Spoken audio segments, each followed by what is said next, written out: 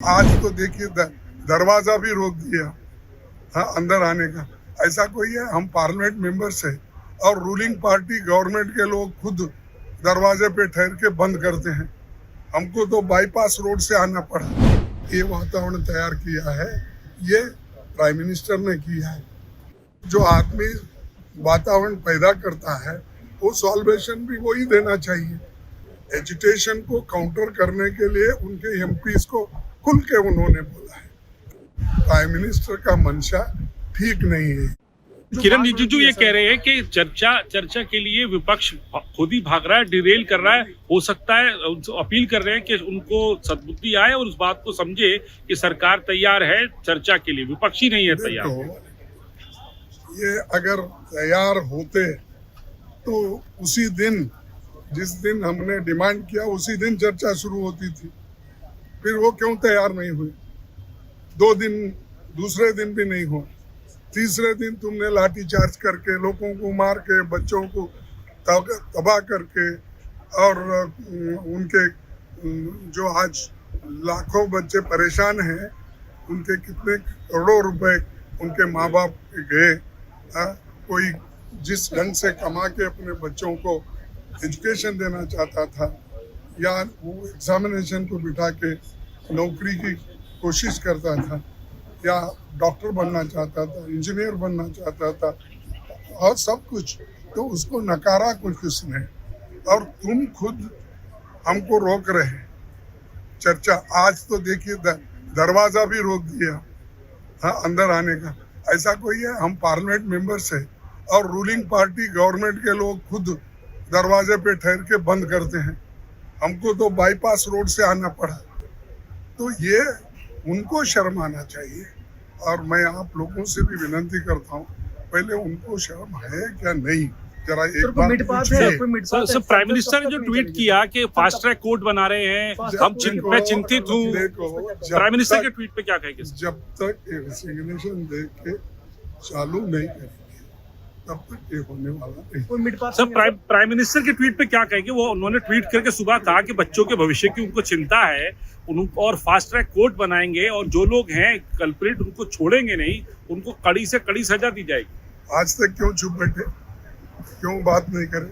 ये इस हालात को बनाने के लिए, बच्चों को सड़क पे उतरने के लिए, लाठियां खाने के लिए अगर किसी ने मजबूर किया है या किसी ने ये वातावरण तैयार किया है, ये प्राइम मिनिस्टर ने किया है, दूसरे को किए नहीं। वो खुद ही ये स्थिति उन्होंने पैदा की है। और जो आदमी वातावरण पैदा करता है वो सॉल्वेशन भी वही देना चाहिए। तो उसके बजाय दूसरा और क्या है, मंगल मिलन, उसमें क्या तकरीर करते हो आप? उसमें ये तकरीर करते हो, जाओ युवाओं को उठाओ, समझाओ इसके बारे में, यानी इनडायरेक्टली आप इंस्टिगेट कर रहे हैं कि नौजवानों को कि अपने तुम भी काउंटर करो। यानी एजुटेशन को काउंटर करने के लिए उनके एमपीज को खुल के उन्होंने बोला है। अगर ये चीज है तो प्राइम मिनिस्टर का मंशा ठीक नहीं है ये। और महीनों से चुप्पी साध के आज वो अपील करते हैं अपने पार्टी में, वो भी क्यों नहीं आके स्टेटमेंट देकर को बात नहीं करते? कोई भी चीज के ऊपर आज तक, चाहे वो फॉरेन मिनिस्ट्री का हो, चाहे फाइनेंस का हो, चाहे देश में जो आज इन्फ्लेशन है, अनएम्प्लॉयमेंट है, इसके बारे में हो, या छात्राओं का जो आज ये इतना बड़ा आंदोलन चल रहा है, इसके बारे में कभी मुंह खोला उन्होंने? नहीं, चुप्पी साधते हैं, एक स्टेटमेंट दे के रिएक्शन दूसरों का पूछते हैं। अरे तुम पहले रिएक्ट करना चाहिए। जिसके हाथ में हुकूमत है वो सरकार चला रहा है।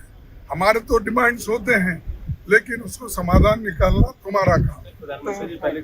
डिमांड नॉन नेगोशिएबल ये सरकार को छोड़े सो बात है, हमारा तो ये डिमांड है।